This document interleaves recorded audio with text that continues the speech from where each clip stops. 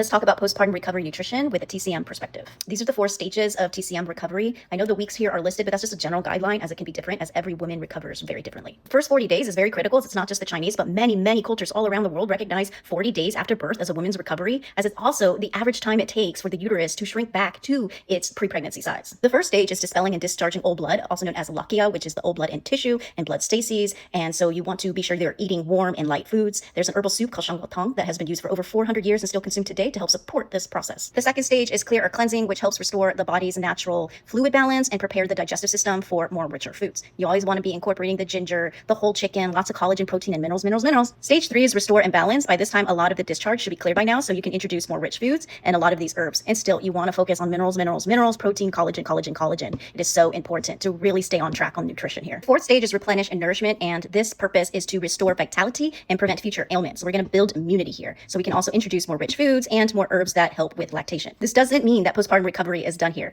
as there is no bouncing back. If anything, this is a transformative time from a woman to a mother.